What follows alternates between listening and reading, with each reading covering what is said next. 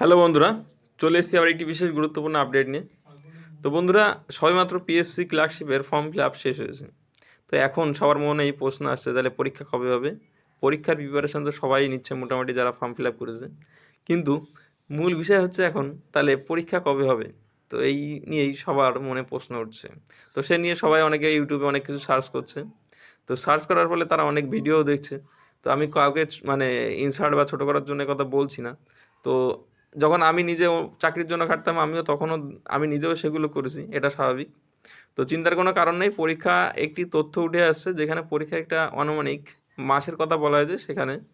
তো কি বলা হয়েছে বা কবে নাগাদ পরীক্ষা হতে পারে, তো সমস্ত তথ্য বন্ধুরা ভিডিওতে জানতে পারবেন। তো তার জন্য কেউ ভিডিওটা স্কিপ করবেন না, অবশ্যই সম্পূর্ণটা দেখুন।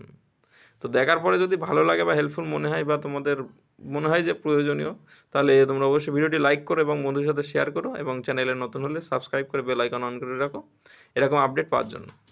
তো রাজ্যের চাকরি প্রার্থীদের জন্য বিরাট আপডেট দিল পশ্চিমবঙ্গ পাবলিক সার্ভিস কমিশন অর্থাৎ পিএসসি বোর্ড। গত 4 ডিসেম্বর 2023 তারিখে প্রকাশিত বিজ্ঞপ্তি অনুযায়ী পিএসসি ক্লার্কশিপের নিয়োগের যে ফর্ম ফিল আপ সেটা অলরেডি কমপ্লিট হয়ে গেছে। প্রায় 8,40,000 আবেদনকারী ফর্ম ফিল আপ করেছে। গতবারের তুলনায় সংখ্যা অনেকটা বেশি হলেও যদিও সংশ্লিষ্ট নিয়োগের বিজ্ঞপ্তিতে কত ভ্যাকান্সি হবে সেটা কিন্তু উল্লেখ করা নেই। তো তবে উৎসাহিত আছে ছাত্রছাত্রীরা। এদিকে পশ্চিমবঙ্গের বিভিন্ন সংবাদপত্রের সূত্র অনুযায়ী অনুমান করা হচ্ছে যে 6,000 পর্যন্ত ভ্যাকান্সি যেতে পারে।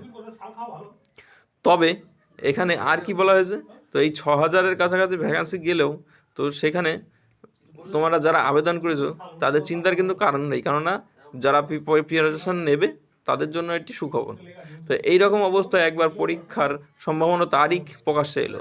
তো পিএসসির কমিশনের যে অফিসিয়াল ওই বিজ্ঞপ্তি, সেখানে আর কি তারিখের কথা উল্লেখ করা হয়েছে। তো 4 ডিসেম্বর প্রকাশিত অফিসিয়াল বিজ্ঞপ্তি 2 নম্বর এবং 3 নম্বর প্যারাগ্রাফের শুরুতে উল্লেখ করা হয়েছে, এই নিয়োগের প্রথম পর্যায়ে পরীক্ষা আয়োজিত হবে কলকাতা সহ রাজ্যের বিভিন্ন জেলায়। তো সব কিছু ঠিক থাকলে সংশ্লিষ্ট পরীক্ষা 24 সালের জুন মাস নাগাদ হতে পারে। যদিও এই ফাইনাল কোনো ঘোষণা নয়, তবে পরিস্থিতি অনুযায়ী সম্ভাব্য ডেটটি পরিবর্তন হতে পারে, যেহেতু এটি লোকসভা ভোটের পরবর্তীতে দেয়া আছে। তো এক্ষেত্রে বন্ধুরা এটি পরিবর্তন হয় স্বাভাবিক। তো তবে তোমরা এটা অনুমান করে নিজেদের প্রিপারেশন চালিয়ে যেতে পারো, যাতে ভবিষ্যতে তোমাদের প্রিপারেশনটা 100% তোমরা পরীক্ষার হলে যে দিতে পারো। তো তার জন্য বলবো বন্ধুরা, তোমরা এই ডেটটাকেই অনুমানিক হিসেবে চলো, যাতে তোমরা পরবর্তীতে আর কি নিজেদের প্রিপারেশনটা 100% দিতে পারো পরীক্ষার হলে।